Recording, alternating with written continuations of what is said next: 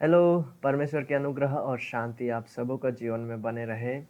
फिर एक बार आपको स्वागत करते हैं उत्पत्ति की पुस्तक अध्ययन में। और जैसे-जैसे हम प्रभु के वचन को पाठ करते जाएँगे ताकि प्रभु का वचन को हम अधिक बेहतर से जानने में वृद्धि पाएँ और प्रभु के ज्ञान में ताकि हम बढ़ते जाएँ और साथ ही साथ प्रभु का वचनों का आज्ञाकारी होने में ताकि हम वृद्धि पाते जाएँ। तो हमने परिचय को देखा, अभी तक में शीर्षक को देख लिया पिछले बार, और हमने विषयों में उत्पत्ति में पहला विषय सृष्टि के बारे में देखा। और आज हम परमेश्वर का नूह के साथ बंधा हुआ वाचा के विषय में हम देखेंगे।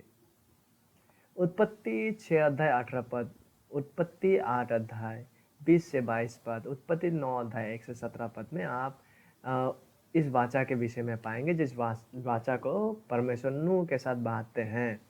और जैसे जैसे उत्पत्ति को पढ़ते जाते हैं हम, उत्पत्ति 1 अध्याय 2 अध्याय 3 अध्याय कंटिन्यू करके 11 अध्याय तक, तब आप रियलाइज करेंगे कि सृष्टि के विषय में जितना हमें मूसा लिख के बताते हैं उससे अधिक मूसा जल प्रलय के विषय में हमें बताते हैं। जल प्रलय और जल प्रलय के तुरंत बाद से जो हुआ उस पर मूसा अधिक जोर देते हुए उत्पत्ति में पहला 11 अध्यायों में लिखते हैं। जैसे कि उत्पत्ति 6 अध्याय 9 पद से लेकर उत्पत्ति 9 अध्याय 29 पदों में जल प्रलय के विषय और उसके प्रभाव के बारे में ही लिखते हैं मूसा। यह महत्वपूर्ण क्यों है? क्योंकि जल प्रलय की कहानी पर शुरुआत करते हुए हम पहली बार देख पाते हैं कि परमेश्वर एक वाचा की बात वहाँ पे करते हैं। एक वाचा को वो बांधने का बात करते हैं नूह के साथ। उत्पत्ति 6 अध्याय 18 पद में यही बात लिखा हुआ है, परंतु तेरे संग मैं वाचा बांधता हूँ। और ये 6 अध्याय 18 पद है ना, तो ये केवल एक पुनर्स्वाद था। ठीक है, ये उस वाचा का इंगित कर रहा था जिसको परमेश्वर बांधने वाला था और जिसमें क्या क्या और चीज़ें शामिल होने वाला था उसे हम 8 अध्याय 20 पद से आगे पढ़ते तो देख पाते, लेकिन 6 अध्याय 18 पद में ही इंगित दे दिया था। ठीक है, वो वाचा बांधने का विषय में। तो ये केवल एक पुनर्स्वाद थे 6 अध्याय 18 पद वाला, कि आगे और कुछ होने वाला है, इस वाचा में बहुत चीज़ें आने वाला है। ठीक है, तो ये एंटिसिपेशन ऐसे कहते हैं, पृष्ठभूमि हिंदी में। उत्पत्ति 8 अध्याय 20 पद से लेके उत्पत्ति 9 अध्याय 17 पद में जो वाचाएं आने वाले थे, जो वाचाओं का पुष्टि को हम देखने वाले थे, तो उत्पत्ति 6 अध्याय 18 पद उसका पुनर्स्वाद था। जल प्रलय के खत्म होने के बाद उत्पत्ति 8 अध्याय 20 पद में ऐसा लिखा हुआ है, तब नूह ने यहोवा के लिए एक वेदी बनाई और सब शुद्ध पशुओं और सब शुद्ध पक्षियों में से कुछ कुछ लेकर वेदी पर होम बलि चढ़ाया। होम बलि, बर्न्ट ऑफरिंग। तो तोरा में पहली बार, पुरातन नियम का पहला 5 पुस्तकों में से पहली बार होम बलि शब्द का इस्तेमाल यहाँ पे किया गया है, उत्पत्ति 8 अध्याय 20 पद। तो इससे पहले कहीं भी होम बलि का बात उल्लेख नहीं है। लेकिन ये होम बलि क्या चीज़ है? जब हम लेविया व्यवस्था को पढ़ते हैं, उत्पत्ति के बाद का बाद वाला पुस्तक, तो इजरायलियों को बहुत अच्छे से पता था कि ये होम बलि क्या चीज़ है। तो ये होम बलि चीज़ है क्या? तो होम बलि देखिए, मैंने यहाँ पे आपके लिए पिक्चर को रखे हुए हैं, इसे देख के तो समझ में आ ही जाता होगा। होम बलि में ऐसा पशुओं को ऐसा बलि दिया जाता था। तो यहाँ पे धुआं में मतलब जल रहा है, बलि है, बर्न जलाया जा रहा है। तो धुआं के साथ धीरे धीरे ये पशु क्या है, धुआं में मिल जाता है, कि जाहिर सी बात है क्योंकि जल रहा है कि नहीं। इस पिक्चर को देख के तो आपको पता चल ही गया होगा कि होम बलि क्या होता है, बर्न्ट ऑफरिंग। ठीक है, और यहाँ पे एक बलि देने वाला आदमी का भी तो होता ही है, ऑफरर जो ऑफरिंग को चढ़ाते हैं। तो नूह ने भी कुछ ऐसे ही इसी प्रकार का बलि को चढ़ाया। तो होम बलि क्या है? Look at the picture, picture को देखिए। तो इस तरह से होता था होम बलि। यद्यपि इस समय में हमें होम बलि का महत्व को समझ में नहीं आ रहा है उत्पत्ति का 8 अध्याय 20 पद को जब हम पढ़ते हैं, लेकिन जब आप लेवी व्यवस्था को पढ़ते हैं तो आप जान जाएंगे कि ना ही केवल हम लोग, लेकिन इजरायली लोग जो थे उस समय वहाँ पे मौजूद, उन लोग को बहुत अच्छे से पता था कि होम बलि क्या है और क्यों यह महत्वपूर्ण है। क्योंकि लेवी व्यवस्था 1 अध्याय 4-5 पदों में वो पहला प्रमुख बलि जिसका उल्लेख परमेश्वर करते हैं, एक ऐसा बलि जो इतना महत्वपूर्ण था परमेश्वर के साथ सहभागिता और संबंध को बनाए रखने के लिए, उस बलि का उल्लेख परमेश्वर यहाँ पे करते हैं। और वो दूसरा कुछ बलि नहीं था, लेकिन होम बलि, ये इतना ही महत्वपूर्ण था पुरातन नियम का उस समयों में। ठीक है, परमेश्वर ये होम बलि को इतना महत्व देते थे कि ये एक ऐसा बलि था परमेश्वर के साथ सहभागिता में प्रवेश करने के लिए और उनके संबंध में बने रहने के लिए ये बलि होना आवश्यक था। और जो इंसान बलि चढ़ाने जा रहा है, ये इंसान का तरफ से मान्यता, यानी कि ये इस चीज़ को महसूस करके इस चीज़ को मान लेता था कुछ कुछ विषयों को, कि जो इंसान बलि देने जा रहा है ना, तो ये इंसान कुछ कुछ विषयों को रिकॉग्नाइज कर रहा था, पहचान रहा था अपने में कुछ कुछ विषयों को। जब वो बलि देने जाएंगे, मान्यता जिसे कहते हैं, रिकॉग्निशन इनके तरफ से, वो क्या था कि सबसे पहले कि वो पापी है। ये इंसान जब बलि देने जा रहा है तो बलि देने वाला इंसान का रिकॉग्निशन सबसे पहला ये था कि वो रिकॉग्नाइज कर रहा है, अपने आप को समझ पा रहा है कि मैं क्या हूँ। सबसे पहले मैं पापी हूँ। और दूसरा बात क्या है कि मुझे क्षमा की आवश्यकता है, क्योंकि मैं पापी हूँ, मुझे क्षमा की आवश्यकता है। और इस क्षमा को पाने के लिए इस क्षमा को पाने के लिए एक ऐसा मेरे स्थान पे मारा जाने के लिए एक ऐसा विकल्प या स्थानांतरण कहते हैं कि ज़रूरत है, जिसे कहते हैं मूल्य चुकाना। ठीक है ना, क्योंकि पाप का मूल्य तो चुकाना है ना, पाप से क्षमा पाने के लिए। तो सबसे पहले ये जो बलि देने वाला इंसान क्या करते हैं, वो महसूस कर पाते हैं कि मैं पापी हूँ। और दूसरा चीज़ वो ये भी महसूस करते हैं कि क्योंकि मैं पापी हूँ, मुझे पाप से बचने के लिए, पाप से क्षमा पाने के लिए मेरे स्थान पे मेरे पापों का जो कीमत है उसको मुझे अदा करना है, उसको मुझे देना है, जिसको विकल्प कहते हैं, सब्स्टिट्यूट कहते हैं, और इसको फिरौती का रकम भी कहते हैं। ये बहुत ही आवश्यकता है, इसको भी ये रिकॉग्नाइज करता है ये इंसान।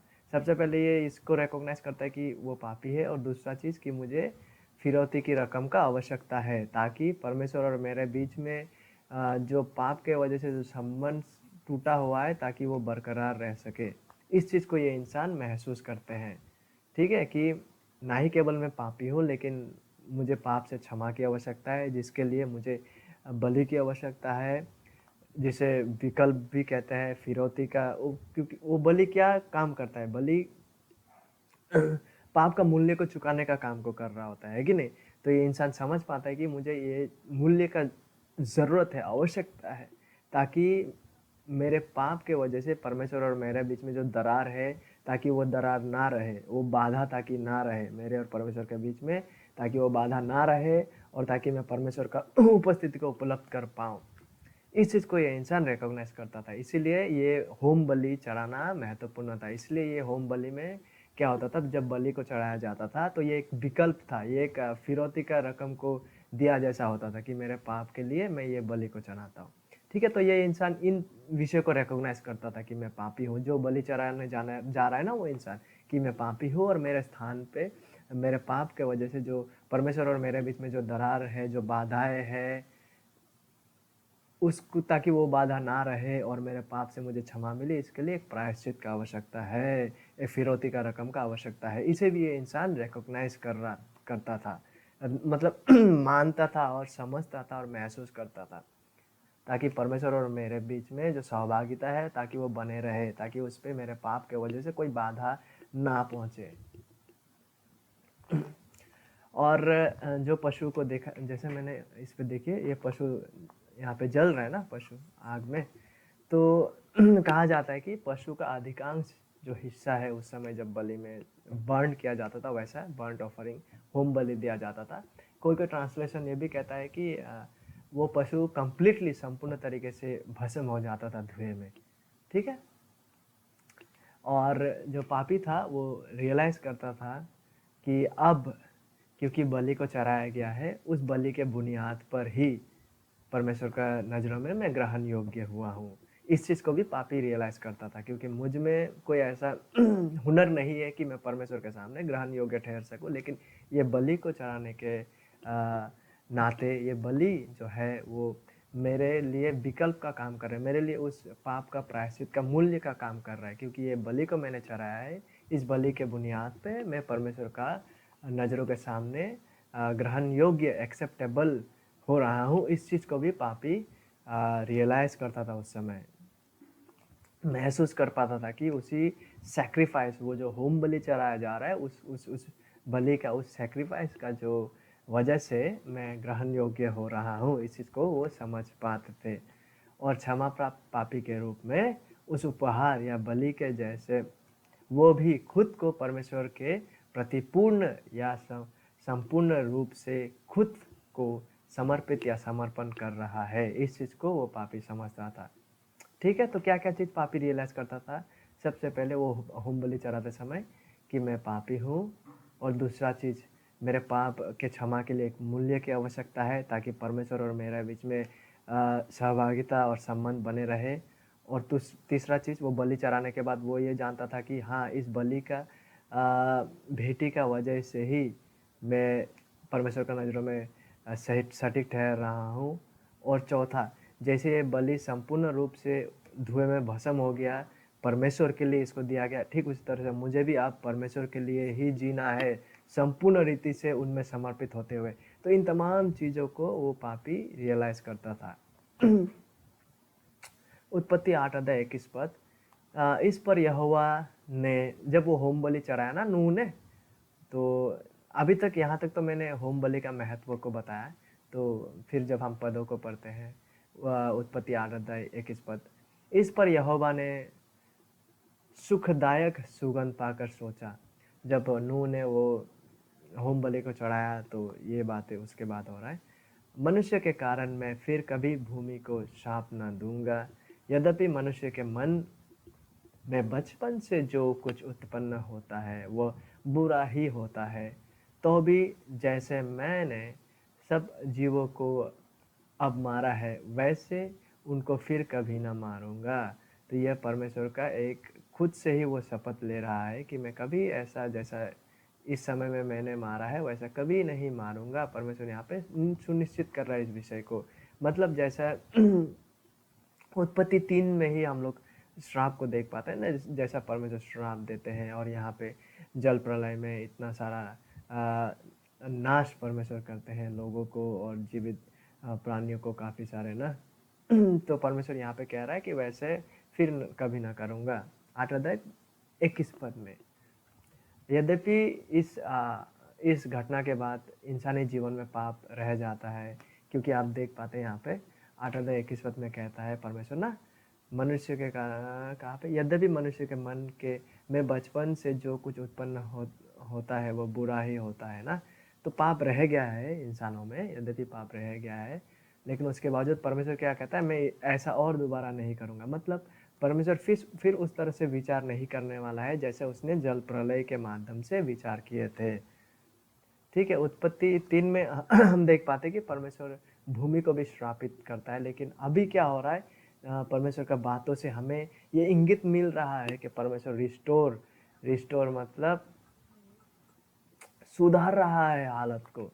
ठीक है, यद्यपि श्राप बना हुआ है उसके बावजूद वो श्रापित हालत नहीं, वो सुधार को ला रहा है, रिस्टोर पुनर्स्थापित करने का कार्य को कर रहा है। उत्पत्ति 8 अध्याय 21 पद में हम पढ़ते तो पाते, अब से जब तक पृथ्वी बनी रहेगी तब तक बोने और काटने के समय, ठंड और तपन, धूपकाल और शीतकाल, दिन और रात निरंतर होते चले जाएंगे। ये नूह के साथ जो वाचा है उसका हिस्सा है। तो जब तक दिन और रात लगातार बने रहेगी, जब तक ठंड और तपन रहेगा, जब तक ये जो काल है सालों में ये लगातार बने रहेगा, तब तक नूह के साथ जो परमेश्वर का बंधा हुआ वाचा है वो प्रभाव में है। यानी कि आज भी, क्या हम समझ पा रहे हैं? तो दिन और रात लगातार बन रहा है, तो काल भी उसी तरह से बदल रहा है जैसे यहाँ पे लिखा हुआ है कि नहीं।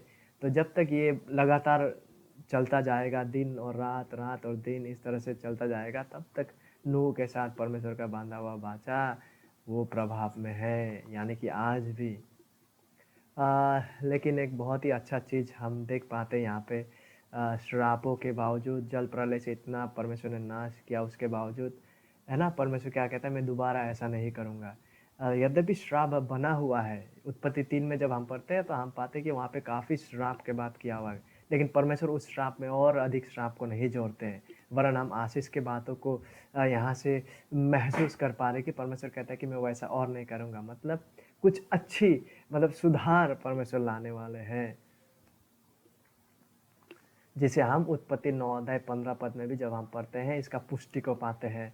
परमेश्वर यहाँ पे एक दृढ़ संकल्प करता है कि वो आप कभी भी पृथ्वी को जल प्रलय से नाश नहीं करेगा। देखिए पद को पढ़ते तो हम पाते ऐसा लिखा हुआ पाते, तब मेरी जो वाचा तुम्हारे और सब जीवित शरीरधारी प्राणियों के साथ बंधी है उसको मैं स्मरण करूँगा, तब ऐसा जल प्रलय फिर ना होगा जिससे सब प्राणियों का विनाश हो। देखिए परमेश्वर एक दृढ़ संकल्प लेता है कि जैसा जल प्रलय से उन्होंने इतना विचार के द्वारा नाश किया वैसा नहीं वो करेंगे दोबारा। इसका चिन्ह आप जब भी बारिश के बाद 7 रंगों वाला आसमान में देख पाते हैं ऐसा कुछ चीज़, तो यही को जब आप देख पाते हैं यही उसका चिन्ह है नूह के साथ परमेश्वर का बंधा हुआ वाचा कि कभी भी आप परमेश्वर जल प्रलय के द्वारा पृथ्वी को नाश नहीं करेंगे। ठीक है, लेकिन जल प्रलय के द्वारा वो नाश नहीं करेंगे, लेकिन जब हम वचनों को पढ़ते हैं सुनिश्चित हो जाइए कि आग से वो नाश करने वाला है भविष्य में। ठीक है, उन्होंने आग के बारे में कुछ नहीं कहा, जल किससे नाश नहीं करेंगे लेकिन आग से कुछ जरूर विचार आने वाला है भविष्य में। जल प्रलय ने सभी मनुष्यों को नाश कर दिया था, है कि नहीं। नूह के टाइम में केवल 8 व्यक्तियों को छोड़ के, नूह का परिवार को छोड़कर सारा मनुष्य का खात्मा परमेश्वर ने कर दिया था। और भविष्य में भी महान विचार आने वाला है, लेकिन उसके बावजूद टोटल और कंप्लीट तरीके से परमेश्वर इंसानों को नाश नहीं करने वाले हैं। ठीक है, भविष्य में भी यद्यपि आग से विचार होने वाला है, आग पड़ने वाला है, नरक का विचार आने वाला है, उसके बावजूद मनुष्य को संपूर्ण रीति से परमेश्वर नहीं मिटा देंगे। इसका इंगित हम यहाँ से पा रहे हैं कि नहीं।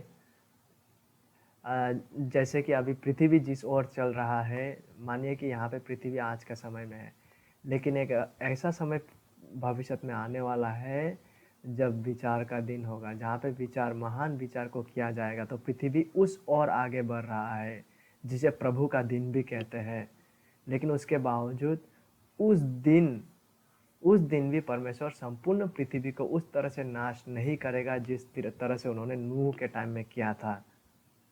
क्योंकि नूह के टाइम में केवल 8 ही लोग बचे हुए थे, 8 ही इंसान, मनुष्य, बाकी सब नाश हो गए थे। लेकिन पृथ्वी अभी बढ़ रहा है उसी तरह का विचार के दिन की ओर जिसे प्रभु का दिन कहते हैं। लेकिन उस दिन में विचार तो होगा, लेकिन साथ ही साथ श्रापित होने के साथ साथ ऐसा लोग भी रहेंगे जो आशीषित लोग होंगे। ठीक है, तो वहाँ पे केवल श्राप नहीं लेकिन आशीष भी रहेगा। परमेश्वर फिर से पूरी मानव जाति को नाश करके केवल 8 लोगों को ही रखने वाले हैं, ऐसा नहीं होगा कि केवल 8 लोग ही जीवित रहेगा इस भविष्य दिन में सब नाश हो गए नूह का दिन का जैसा। नहीं, ऐसा नहीं करने वाले हैं परमेश्वर। फिर यहाँ पे यद्यपि लोग विचारित होंगे, उसके बावजूद ऐसा लोग रहेंगे जो आशीष प्राप्त इंसान रहेंगे, ऐसा लोग रहेंगे जो नाश नहीं होंगे। यद्यपि महान विचार आ रहा है, उसके बावजूद उस विचार का दिन में श्राप के साथ साथ आशीष भी बना रहेगा। परमेश्वर फिर से पूरी मानव जाति को नाश करके केवल 8 लोगों को बचाकर केवल उन्हीं तक सीमित नहीं रखने वाला है। ये परमेश्वर का नूह के साथ बंधा हुआ वाचा से ही इसका इंगित को हम देख पाते हैं। और यह क्यों है, क्यों परमेश्वर केवल 8 लोगों को ही भविष्य में रखेंगे और बाकी सबको नाश करेंगे, क्यों ऐसा नहीं होने वाला है। क्योंकि भविष्य में, देखिए मैं क्या कह रहा हूँ, भविष्य में विचार आएगा, आग से विचारित होगा, लेकिन उसके बावजूद संपूर्ण मानव जाति को परमेश्वर नाश करके केवल 8 को ही पृथ्वी में रखने वाले हैं, ऐसा नहीं होगा। ठीक है, इस तरह का नाश को परमेश्वर फिर नहीं लाने वाले हैं। ठीक है, कि केवल 8 लोग ही बच गया बाकी सब नाश हो गया, नहीं, ऐसा नहीं होगा। क्यों? क्योंकि उसने पृथ्वी के हर परिवार में कुछ को बचाने का प्रतिज्ञा किया है। यही है अब्राहम का साथ बंधा हुआ परमेश्वर का वाचा में हम पाते हैं उत्पत्ति 12 अध्याय 3 पद में, in you all the families of the earth will be blessed. तुम में पृथ्वी का प्रत्येक परिवार आशीषित होगा। परमेश्वर इस तरह का अब्राहम के साथ वाचा को बांधते हैं। तो इसीलिए प्रत्येक परिवार का प्रत्येक व्यक्तियाँ उद्धार प्राप्त नहीं होने से भी प्रत्येक परिवारों में ऐसे ऐसे व्यक्तियाँ होंगे उनकी पीढ़ियों में जो अवश्य उद्धार प्राप्त होंगे। इसलिए भविष्य में विचार होगा, लेकिन उस समय मनुष्यों का कंप्लीट विनाश नहीं होगा। लेकिन वहाँ पे ऐसे लोग भी होंगे जो अब्राहम को किया गया परमेश्वर का जो प्रतिज्ञा है, उस प्रतिज्ञा में से आशीष प्राप्त इंसान भी होंगे। ठीक है, क्योंकि परमेश्वर अब्राहम से कहा था कि तुम में पृथ्वी का प्रत्येक परिवार आशीषित होगा। मतलब ये आशीष अनंत जीवन में प्रवेश करने का आशीष, परमेश्वर का अनंत राज्य का हिस्सा बन पाने का आशीष, परमेश्वर का संतान हो पाने का आशीष को वो लोग भोग करेंगे। और ये प्रत्येक परिवार का प्रत्येक व्यक्तियाँ इस महान आशीष को उपलब्ध नहीं कर पाने से भी प्रत्येक परिवार का कुलों में ऐसा व्यक्तियाँ होंगे जो इस आशीष को उपलब्ध कर पाएंगे। ठीक है, तो यद्यपि पृथ्वी उस महान विचार की ओर आगे बढ़ रहा है, लेकिन उसके बावजूद परमेश्वर संपूर्ण इंसानों को नाश नहीं करने वाले हैं। ऐसे लोग होंगे इस पृथ्वी का अंत के दिनों में भी, जब वो लोग परमेश्वर से आशीष पाएंगे। तो जैसे जैसे पृथ्वी उस ओर आगे बढ़ रहा है, प्रभु का दिन की ओर, उस विचार के दिन की ओर, तो मैं हम सबों से पूछना चाहता हूँ, क्या आप प्रस्तुत हैं कि अगर प्रभु लौट आए तो कैसे वे आपको तलाश पाएंगे? जब वे लौट के आएंगे तो क्या आप और हम वैसा प्रभु का दास ठहरेंगे जिनको प्रभु देख के बोलेंगे, वेल डन, बहुत अच्छा आपने किया मेरे विश्वसनीय दास, आओ अपना प्रभु का आनंद में प्रवेश करो। क्या ऐसा दास, क्या ऐसा प्रभु का जन आप और हम होंगे? ये सोचने वाले बात है। आज तक के लिए इतना ही। आगे का और भी बहुत सारा विषय बचा हुआ है। तब तक के लिए बने रहिए। परमेश्वर आप सबको आशीषित करे। धन्यवाद।